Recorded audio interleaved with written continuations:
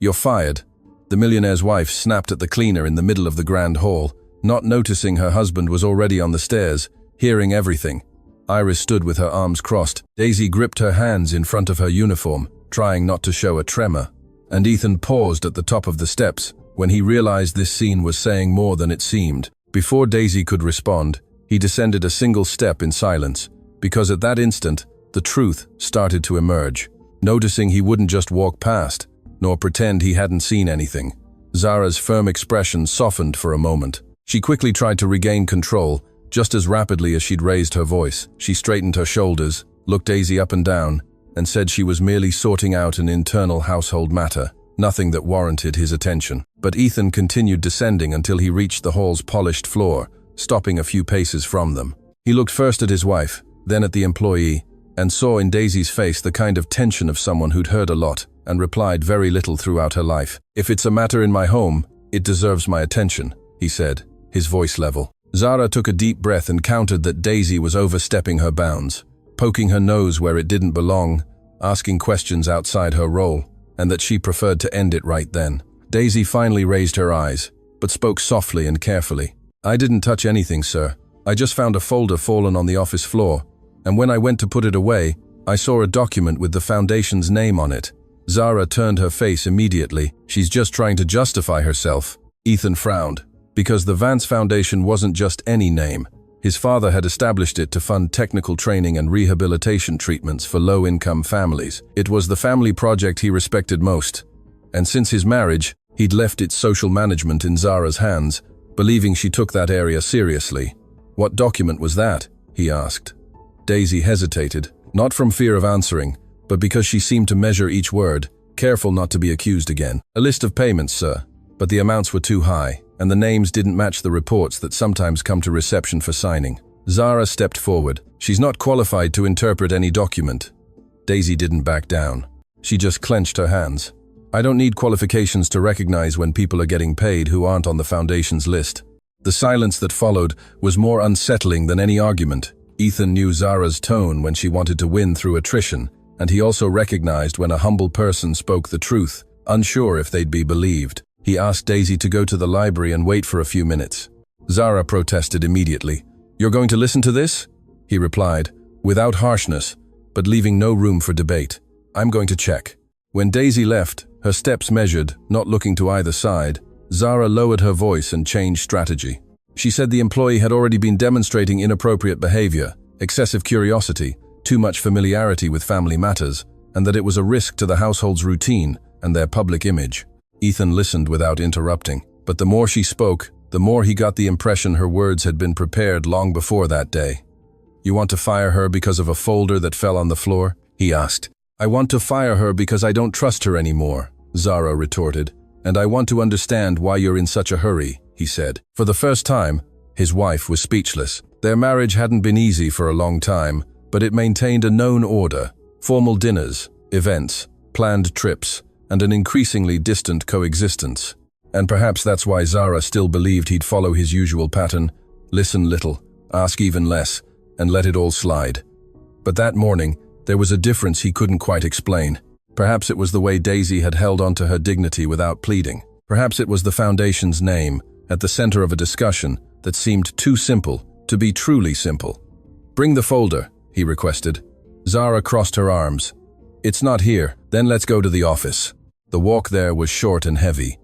Upon opening the main desk drawer, Zara showed a stack of organized papers and claimed there were no irregularities. Ethan scanned contracts, supplier invoices for events, fundraising reports, and summarized spreadsheets, but the list Daisy mentioned was missing. "Where's the sheet with the individual disbursements?" Zara replied it must be at the accountant's office. "The accountant doesn't work on Sundays," he reminded her. Zara fell silent again, and it was at this point that his suspicion stopped being vague. Daisy was standing when he entered the library. Her uniform was immaculate, her hair tied back, and her expression that of someone who had already decided she'd rather lose her job than bow her head to an unjust accusation. Ethan closed the door, kept his distance, and spoke first. "If there was any overreach here, I apologize." She seemed surprised by the apology, but didn't soften because of it. "I just want to leave here with my name clean, sir." That struck him directly. People accustomed to humiliation often accept any deal to quickly end the embarrassment. But Daisy didn't want favors. She wanted respect. "Did you see anything else besides that sheet?" he asked. "I saw signatures, dates, amounts, and names that repeated themselves," she replied. "I also saw closed donation, envelopes, and invitations to events paid for by the foundation that had no connection to scholarships or treatment." Ethan asked her to tell him everything in order, without rush, and Daisy described how she had entered the office early to clean, found the folder fallen beside the desk, gathered the papers that had slipped out, and read them briefly, just to reorganize. She didn't deny reading them, didn't try to appear perfect. She was just precise. She said she recognized the foundation's name because her own younger sister, Lara, had tried for a scholarship the previous year and received a reply saying the program's funds were suspended. "My sister almost gave up on her course because of it," she recounted. "We struggled to keep up the tuition until she managed to get an internship." Ethan felt a weight in his chest. The program should never have been suspended. There was funding reserved for 3 years. "Why didn't you come directly to me?" he asked. Daisy met his gaze for the first time since the conversation began. "Because people like me learn early that the boss doesn't always want to hear what spoils the peace of the house." The phrase was simple and honest. He wasn't offended because he knew she was right. For years, he had been preoccupied with expansion, contracts, acquisitions, and had left the routine of the mansion, the foundation, and their social image in the hands of the woman with whom he shared a surname, even though they no longer shared trust. Now a cleaner was saying, without aggression and without theatrical fear, what no one in his circle had the courage to say. His comfort had cost others their courage. That afternoon, instead of closing the matter, Ethan called the group's financial director, requested a private audit of the foundation, and temporarily blocked non-essential new disbursements until a full review. Zara learned of the measure before dinner and sought him out in his office with a calculated serenity that always appeared when she realized the situation might be slipping out of control. "You're making a serious decision based on the word of an employee," she said. "I'm making a decision based on the lack of answers you've given me," he retorted. Zara tried to flip the issue. She reminded him how many charity events she had coordinated, how many magazines had praised her work, how many businessmen donated because of her presence at the head of the foundation. Ethan listened until the end. "If everything is correct, the audit will confirm it. If not, I prefer to find out now." She stared at him for a few seconds and uttered a phrase that didn't seem casual. "Aren't you just defending an employee?" He replied with an objectivity he hadn't used at home for a long time. "Today, I'm defending a procedure. The rest depends on what I find." The next morning, news of the freeze had already spread among the mansion staff, and Daisy noticed in some glances that Zara wouldn't let it go unpunished. Some conversations quieted when she passed. Some offered false sympathy to extract information. There were even those who asked if she intended to stay in the house after causing such a fuss. Daisy endured it all without arguing with anyone. She worked until the end of her shift, gathered her cleaning supplies, signed out, and went to the bus stop with heavy shoulders, thinking of her sister, the month's bills, and the mistake she might have made by speaking up. As the bus rounded the corner, a car stopped further ahead, and Ethan got out alone, without a driver, without formality, and without trying to appear overly familiar. "I don't want to hold you up. I just need 2 minutes, he said. Daisy hesitated, looked around, and nodded briefly. He handed her an envelope. Inside was a formal notice, suspending any disciplinary action against her until the investigation concluded, signed by him and the group's legal team. "Your job won't be used as a threat," he said. Daisy read the paper twice. "Thank you." He noticed that even her thanks came without subservience, as if she was still assessing if she could truly trust him. "My sister thinks all rich people solve things with money," she said, putting the document away. "I think they solve it with character. Let's see who's right." For the first time that day, Ethan almost smiled. "Do you always talk like that?" "When I'm tired, yes. And today you're tired?" "Today I'm at my limit." He nodded, neither invading her space nor diminishing the force of that response. "Then I won't take up any more of your time." Daisy took 2 steps toward the bus stop. Then she turned halfway back. "Sir, if more people talk to me on her orders, can I contact the legal team directly?" "You can, and you should," he replied. She gave a slight nod and got on the bus. Ethan watched the vehicle pull away until it disappeared in traffic, not out of romantic impulse, but with a new sense of personal responsibility. For the first time in many years, he was sure that an administrative decision wasn't just about balance sheets or reputation. It had a face, a name, and real-life consequences.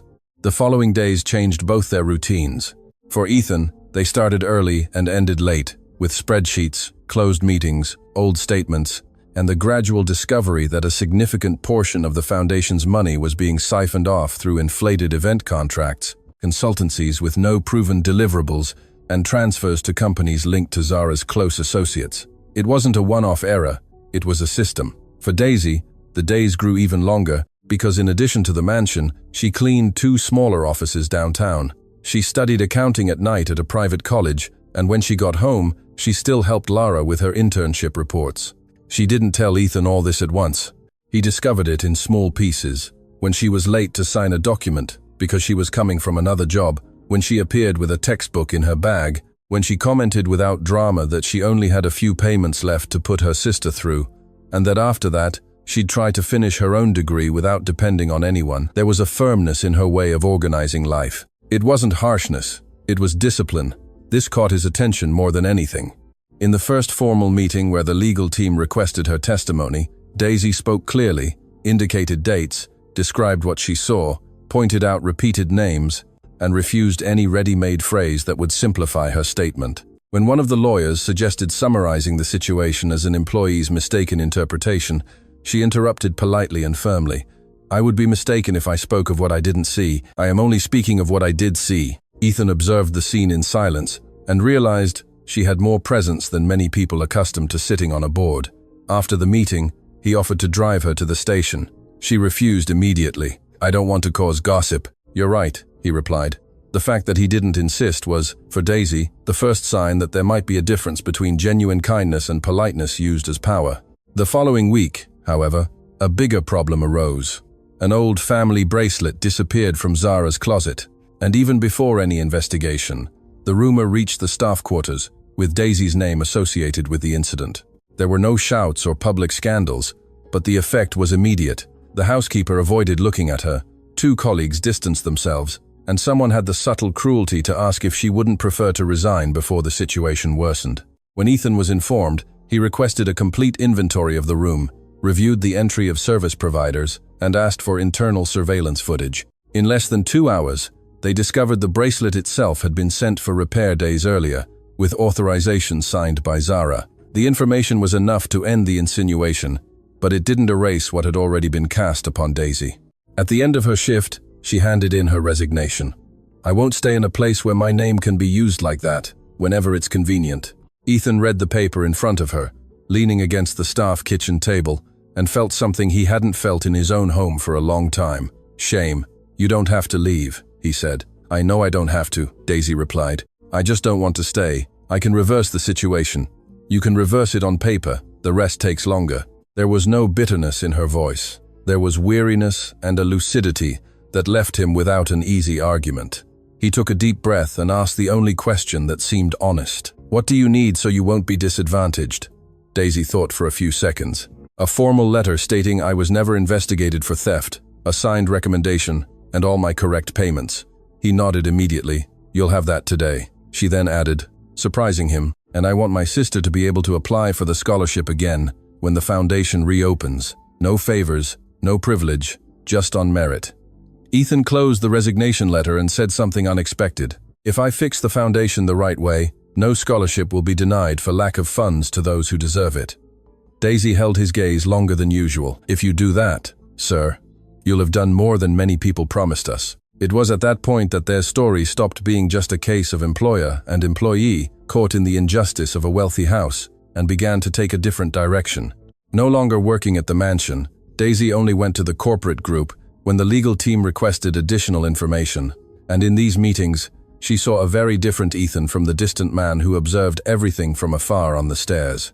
He listened without interrupting, read every page before signing, corrected his own team's overreach, and started showing up unannounced in departments he previously only knew through reports. On one of these visits, he found Daisy leaving, tired, with a heavy backpack on her shoulder, and the expression of someone who still had half the day ahead of her.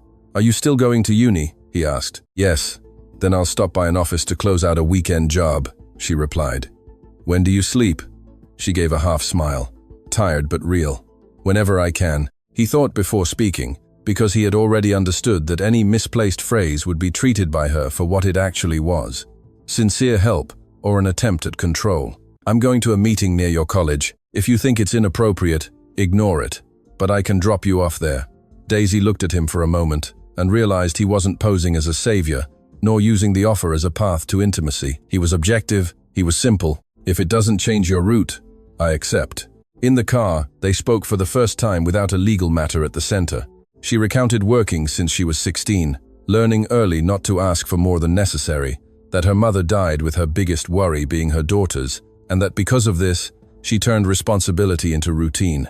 He recounted that his father was respected by everyone but severe at home, that he learned to command long before he learned to listen, and that for years he confused stability with silence. There was no sentimental confession, no ready-made phrases, but when he stopped in front of the college and Daisy got out, they both already knew there was a rare kind of understanding between them. "Thanks for the lift," she said. "Thank you for your honesty," he replied.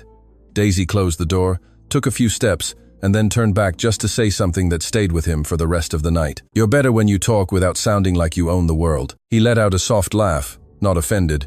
"I'll take that as advice. Take it as a warning." It was there that he realized, without illusion and without rushing to name what he felt, that he admired that woman in a mature, complete, and growing way. But the suspense of the case didn't diminish because of it.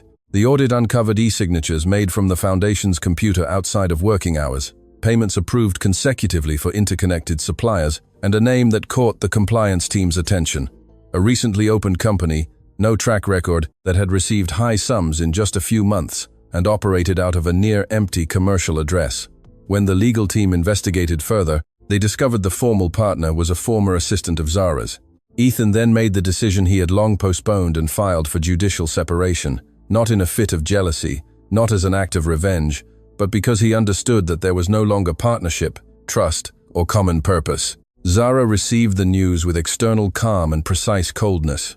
"So, that's it? You're going to dismantle your family because of an audit and the word of a former employee?" he replied without aggression. "I'm ending a marriage that was already over a long time ago, and I'm protecting a foundation that carries my father's name." She approached the desk, staring at him without wavering. "You think you know everything now, but you still don't know who you're dealing with." The phrase stuck in his head because it didn't sound like a plea. It sounded like a threat. That same night, leaving the building, he noticed a car parked for too long in front of the side gate. There was no direct threat or chase, but there was a concrete feeling that Zara still had cards hidden. Instead of acting on impulse, he called the legal team and reinforced the protection of the audit files. The next day, Daisy received a call from an unknown number. The female voice, polite and firm, arranged a meeting, claiming to represent the family's lawyers and stating there was a reasonable proposal to end any misunderstanding. Daisy hung up without confirming anything and alerted Ethan. "Don't go anywhere alone," he said. She took a second before responding. "I don't need you to look after me." "I know," he said. "I'm asking you to be careful." She breathed on the other end of the line, less guarded than usual. "All right, then you be careful too, because now I think she's understood that you won't back down." Hours later, the proposal arrived in writing. Confidentiality, a generous severance package, a glowing recommendation, and a substantial sum for Daisy to formally declare she'd misinterpreted the documents. She read the draft in the legal team's office and pushed the paper back. "My name isn't for sale." Ethan, sitting opposite her, saw her eyes gleam, not with fragility, but with contained indignation. "You're not obligated to continue with this," he said. "After this paperwork, I am," she replied. "If I accept, tomorrow they'll do the same to someone else." It was at that moment that his admiration for her became undeniable. It wasn't superficial charm, nor the impulse of a rich man captivated by someone outside his sphere. It was deep respect for a woman who, even tired, without social protection, and with far more to lose than him, still chose the harder path because it was the right one. When the meeting ended, he walked her to the corridor. "Daisy," she turned, "you don't have to answer now, or today, or tomorrow. But I want to say something with complete clarity. What exists between us, on my part, is not pity, it's not impulse, and it has nothing to do with the life I had before this." She didn't avert her gaze. "I know how to differentiate pity from respect, sir. Then call me by my name." Daisy remained silent for a few seconds, as if testing that closeness required more care than any document. "All right, Ethan, she replied. The way she said his name, without ceremony and without forced intimacy, was simple and enough to change everything between them. It didn't solve anything, didn't rush anything, but it changed things. In the days that followed, the audit gained strength, the separation process moved forward, and Zara began to lose support within the Foundation's board. Still, the direct proof linking the orders for the diversions to her hand was missing, because contracts could be attributed to third parties, and e-signatures alone weren't enough to seal her accountability. Ethan knew this and didn't hide the difficulty from Daisy. On a rainy night, after classes, they met in a private room in the administrative building to review the collected material once more. Daisy took off her shoes for a minute, discreetly massaged her tired ankle, and exhaled. If I'd known cleaning a desk would lead me here, I would have taken a deep breath before opening that door. Ethan, on the other side of the table, closed the folder and replied with similar weariness. If I had paid attention earlier, you wouldn't have gone through half of this. She looked up. Don't put it all on yourself. The choice was hers. He fell silent, then spoke in a lower tone, and my choice was not to see. For the first time, Daisy got up from her chair, walked to the window, looked at the city lights for a few seconds, and replied without looking at him. Some people don't see because they don't want to. Your case was worse. He frowned. Worse, you trusted someone who didn't deserve it, and you let honest people pay the price. That hurts more, because you can fix it, yet you can't erase it. Her sincerity didn't humiliate. It was organized, direct, responsible. That's why he trusted her more and more. He also stood up, but maintained a respectful distance. And yet you're still here. Daisy turned sideways, her face tired and firm. I'm here because my sister deserves to see that the truth wins at least once. He then allowed himself complete frankness. And I'm here because I can no longer separate my obligation from what I feel when I think about you. There was no exaggeration after the sentence, no rush, no stolen touch. Daisy simply lowered her eyes, took a deep breath, and replied with the maturity he had come to expect from her. If that's real, it will survive until everything is over. If it's not, I prefer not to start wrong. Ethan nodded. It's real. She looked at his face once more, as if searching for inconsistency, and found none. Then do one thing for me, she said. Finish this story the right way first. He replied without hesitation. I will finish it. Daisy picked up her bag, put on her shoes, and made to leave. But before reaching the door, she took a step back and stopped. Her expression had changed. It wasn't just tiredness, it was determination. There's one thing I didn't tell you before because I thought what I saw that day was enough. Ethan became alert. What was it? She put her hand in her bag, held the zipper for a moment, and spoke calmly, like someone who understood the weight of what she was about to deliver. If you really want to prove that Zara orchestrated everything, I kept the original folder before she returned to the office, and it contains the missing document. She slowly opened her bag, pulled out an envelope already worn at the edges, and placed it on the table with a care that made it clear how long she had carried it. Ethan didn't touch it immediately. First, he looked at her face, as if still measuring the extent of the responsibility she had taken on alone until then. Then he pulled the envelope closer and removed the papers one by one.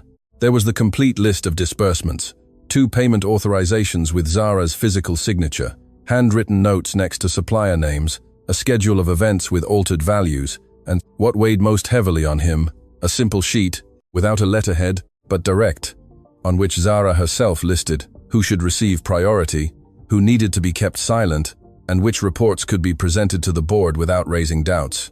Daisy watched without interrupting, sitting opposite him, her hands now resting on her lap, her expression firm and tired at the same time.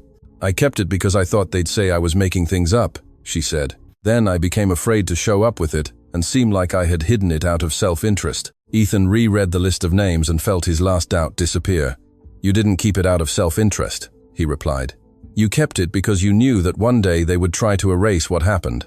Daisy lowered her eyes for a second, not out of submission, but out of contained relief. I just didn't want the truth to depend on the goodwill of those who always had more voice. He took a deep breath, separated the sheets in order, photographed everything with his corporate phone, and immediately called the legal director and the head of compliance, asking them to come up immediately without notifying anyone else.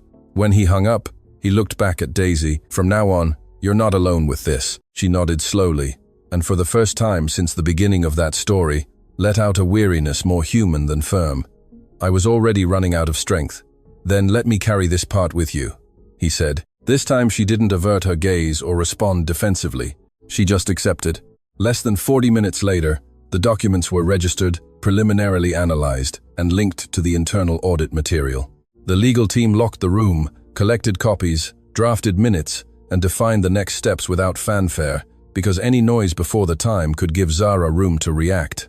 Daisy gave a new statement, detailing the moment she found the folder, explaining why she separated those papers, and why she decided to keep everything until she was sure someone would really investigate.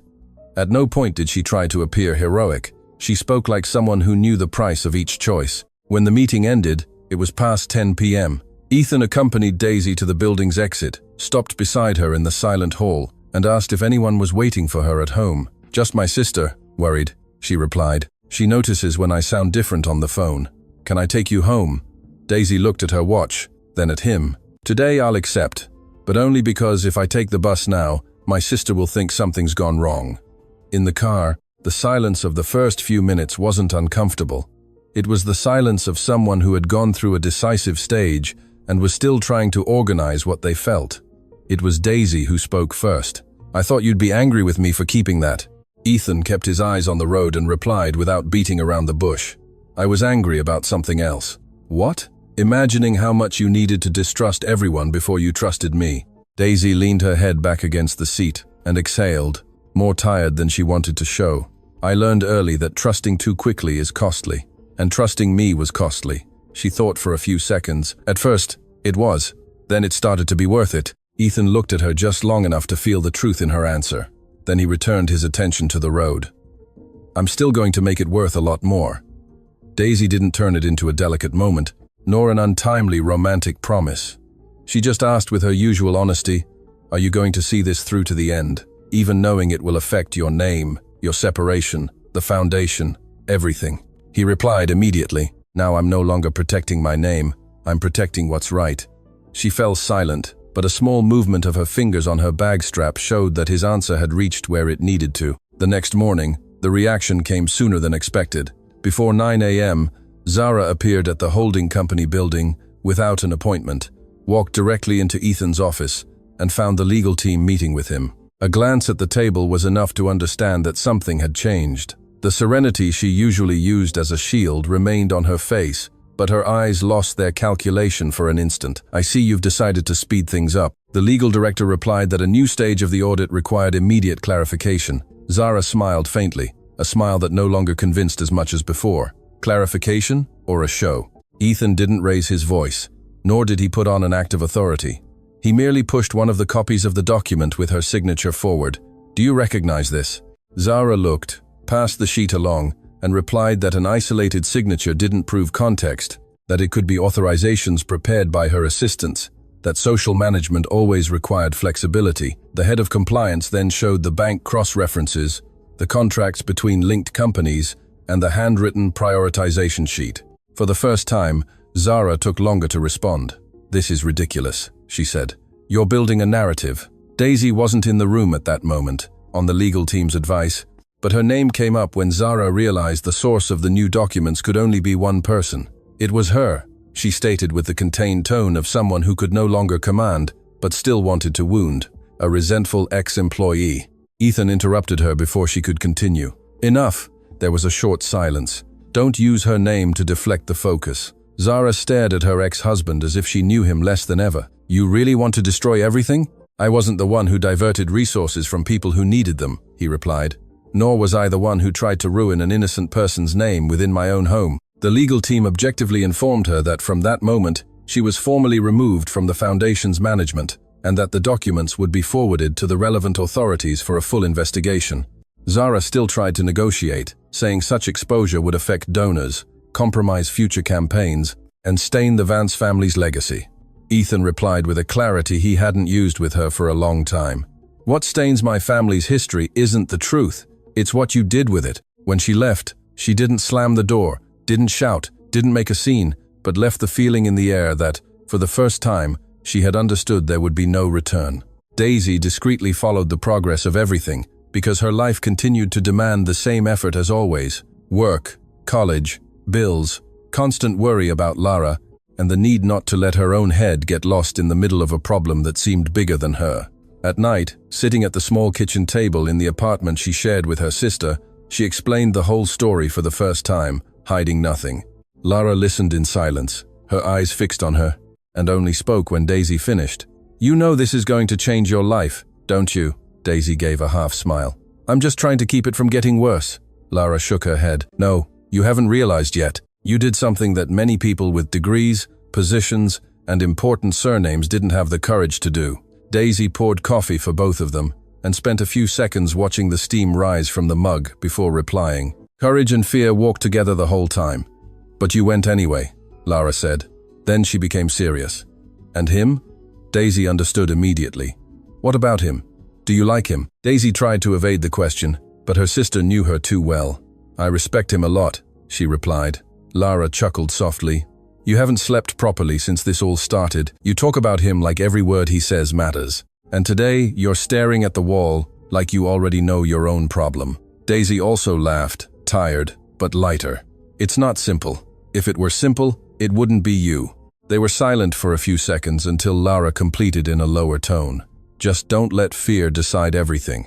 You've let fear rule too much in other areas of your life." That stayed with Daisy throughout the night. The results of the documentary forensics came out 3 days later and confirmed the authenticity of the signatures, the consistency of the dates, and a direct link between the undue authorizations and the benefited accounts. The Foundation's board met in an extraordinary session, approved Zara's definitive removal, appointed a provisional management, and authorized the progressive reopening of the suspended programs. Ethan insisted that the minutes expressly record the review of scholarship processes and therapeutic support, not as a personal favor, but as an institutional correction. At the end of the meeting, in the corridor, the chairman of the board approached him and said his stance had prevented something worse. Ethan thanked him, but knew the phrase was incomplete. What had prevented something worse was not just his decision, but also the silent courage of a woman who cleaned that house, while many important people preferred to clean their own consciences with silence. That same week, he sought Daisy out of the corporate environment, for the first time without any legal urgency. He waited at the college exit, stood outside the gate so as not to embarrass her, and only approached when she saw him. Daisy stopped, surprised, holding her books against her chest. "Did something happen?" "Something did," he replied. "And this time it's good." They walked to a simple cafe on the corner, sat at a back table, and he told her that the forensics had validated the documents, that the board approved the Foundation's restructuring, and that Lara could reapply for the technical program in the next selection, now with open rules, an independent committee, and public results. Daisy listened attentively, as she did with any important information, but when she understood the scope of the news, her eyes welled up in a way she couldn't hide. "My sister deserves so much," she said. "I know," he replied, "and you also deserve to see something work out after carrying everything alone for so long." She took a deep breath, looked at the table, and gave a nervous laugh. "I promised myself I wouldn't cry in front of you again." "You never promised me that," Ethan countered.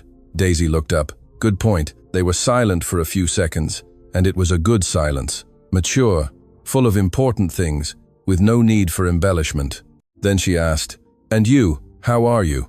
Ethan was honest, tired, partly relieved, and with the feeling that he was seeing his own life for the first time without makeup. "Is that good?" "I think so, even when it hurts." Daisy placed her hand on the table near his, but didn't touch it.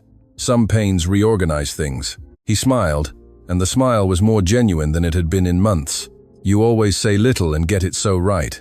"It's my charm," she replied, almost joking, and he noticed a side of her that had only appeared fleetingly before. There was strength, firmness, and responsibility, but also lightness, intelligence, discreet humor, a mature femininity that didn't need to be exaggerated to exist. Before they left, Ethan spoke with the calm of someone who didn't want to pressure anything. "I still want to continue that conversation." Daisy knew exactly which one it was. "Me too," she replied, "but there's still one part missing." He nodded. "The separation. And you finishing this completely, without leaving any loose ends. I will finish it." She stood up, held her books, and added with gentle sincerity, "When you finish, find me without a title, without problems, and without a request to solve. I'll do that." For the first time, when they said goodbye, it wasn't just respect that remained between them. It was clean expectation. The separation process moved forward without public scandal, because Ethan refused to turn private pain into a public spectacle. Zara, already without her former power, preferred to negotiate rather than prolong a situation where the documents spoke for themselves. Still, there were difficult moments. She tried to maintain social press coverage, claimed emotional distress, and suggested that everything was merely an administrative misunderstanding, amplified by internal resentments. It didn't work. The board removed her name from the foundation's decisions. Old donors requested a review of reports, and the new management began publishing monthly financial statements. Something simple, but decisive. For Ethan, this phase was less about winning and more about repairing. He personally visited 2 support units linked to the foundation, spoke with families whose services had been interrupted, and heard stories that left him in silence for hours afterwards. There was no room to be proud of what he was doing, because part of it existed precisely to correct what he had allowed to happen. On one of these visits, he brought a small team with him and invited Daisy to come as an informal observer, without obligation, without exposure. She refused the first time. If I had let go, I would never have been able to respect myself again. That's why I started to admire you. She slowly turned her face. It started there. It started with your courage. It stayed with your clarity. And today it encompasses everything. Daisy didn't reply immediately. There was emotion there, but there was still prudence. I waited my whole life to find someone who spoke like that, without wanting to owe me anything afterwards, she said, and I spent years surrounded by people who spoke beautifully without telling the truth, he replied. This time, when the silence came, it wasn't just comfortable, it confirmed something. 2 weeks later, the scholarship selection reopened. Lara submitted her application with revised documents, a technical interview, and a blind evaluation, unsure if she would pass and never once using her sister's story as an argument. Daisy almost fell ill with anxiety on the day of the results, but pretended normalcy until the last minute, because she didn't want her sister to carry the weight of her fear. When the email arrived, Lara read it once, then again. Then she started laughing and crying at the same time. I got in, she said, still disbelieving. Daisy picked up the computer, confirmed every line, and finally let emotion win. She hugged her sister tightly, not because the scholarship solved everything, but because that was the first concrete answer that the struggle had been worth it. That night, she received a short message from Ethan, heard about Lara. Can I stop by just to say congratulations? Daisy showed the screen to her sister. Lara replied before her.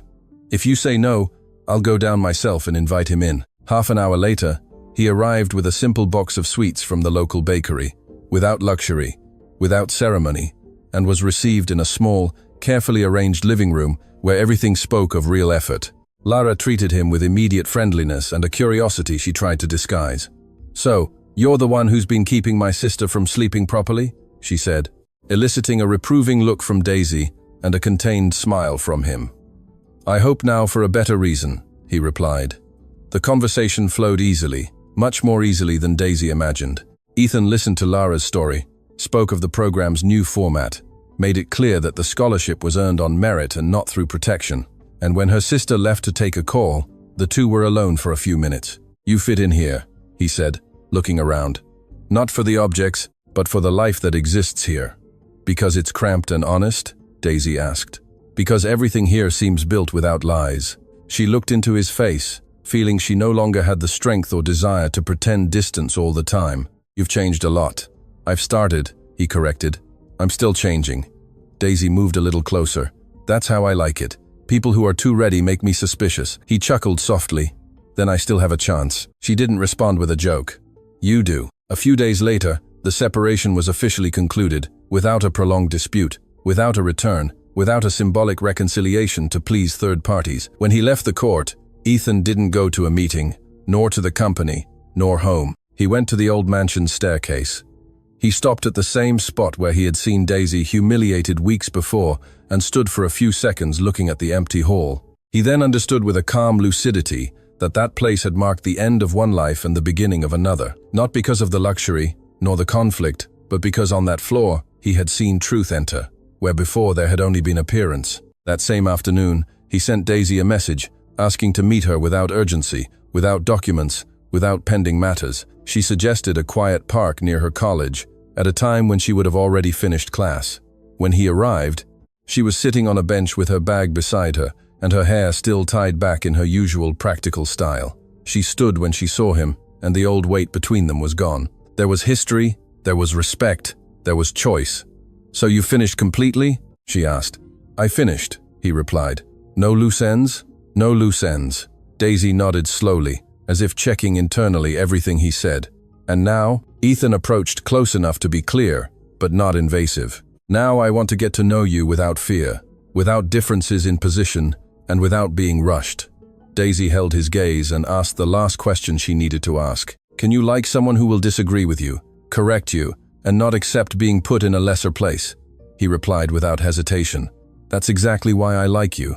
She took a deep breath, and a small, beautiful smile, tired from so much resistance, finally appeared without defense. "Then you can take me to dinner now." He smiled. "I can. Somewhere simple, wherever you want, and without trying to be in charge of anything. It's a deal." It was the first time he held her hand, not as an unthinking gesture, not as an impulse of victory, but as a true beginning. Daisy didn't withdraw her hand, nor did she turn the moment into something bigger than it needed to be. That contact was enough because it had arrived at the right time. The months that followed confirmed everything that seemed too fragile to promise in that park. The foundation was reorganized with an independent board, public reports, transparent selections, and resumed services. Lara began her new cycle of studies with a full scholarship and an internship arranged. Daisy finished her semester between work and exams until she received a formal invitation to join the foundation's new administrative team, not because of her closeness to Ethan, but for her rare combination of real-world experience, ongoing studies, and direct knowledge of what had failed in practice. She was reluctant to accept at first. She didn't want to seem to be benefiting unfairly. She only accepted after going through interviews with 3 people, a CV analysis, and collegiate approval. When she signed the contract, she made a point of saying this, looking into Ethan's eyes, who was present only as the board president. "If there was a shortcut, I wouldn't have taken it," he replied with the same seriousness. "And I would never respect you less for that." Gradually, their partnership found a mature rhythm, short dinners after class, long conversations about work, family, and the future, real disagreements, because Daisy never agreed just to please. And Ethan learned not to confuse confrontation with disrespect. One day, she asked him to go back to visiting departments unannounced. "If the foundation depends only on meeting rooms, everything will fall apart again soon." He listened and began to do exactly that. On another occasion, he encouraged her to complete her degree with educational support from the company. Daisy only accepted after ensuring that the benefit existed for all employees under equal criteria. Nothing between them was built on emotional debt. That's what made everything stronger. Almost a year later, there was the official re-inauguration of the social program in a simple ceremony, without excess, without an ego parade. In the main hall, adapted to receive students, families, and partners, Ethan spoke little. He thanked the team, the board, the families who trusted again, and the people who had the courage to tell the truth when it was easier to remain silent. He didn't theatrically name Daisy, but everyone there knew who she was. When the ceremony ended, she stood a few steps back, watching students take photos, mothers breathe easier, and young people pick up approval envelopes with hands trembling with hope. Ethan approached without drawing attention. "See all this?" he asked. "I do. It started that day in the hall." Daisy looked at him. "It started the day you decided to listen." He nodded. "And it continues because you decided to stay." She smiled. "I stayed because this time it was worth it." Later, already outside the event, the two returned to the mansion only to retrieve some old documents that would be archived in the foundation's Heritage Center. The hall was silent, exactly as in the image that had marked the beginning of everything. The blue staircase in the background, the shine of the floor, the same place, a different story. Daisy stopped in the middle of the room and looked around. "Was it here?" "It was," he replied. "And if I had just walked past that day..." Daisy turned to him with a firm serenity, the same she always had, but now without the weight of defense. "You would have remained rich and empty, and I would have remained strong and tired. Both of us would be losing out." Ethan approached, held both her hands, and spoke softly, without rush and without exaggeration. "I don't want a life anymore, where you're not in it." Daisy felt her eyes well up, but this time she didn't try to hide it. There was no humiliation, no fear, no social distance crossing what existed between them, only truth. "Then don't build one without me," she replied. He embraced her right there in the center of the hall, where before only tension existed. And in that embrace, there was no empty promise, There was a path already proven by everything they had faced. Sometime later, when they left through the main door together, the foundation was thriving. Lara had a future, Daisy had a clean name, recognized work, and a mature love by her side. And Ethan finally understood that the biggest turnaround in his life hadn't been losing a marriage of appearances, but gaining the courage to choose a truth that began with a silent cleaner and ended with the two of them walking in the same direction, light, whole, and at peace.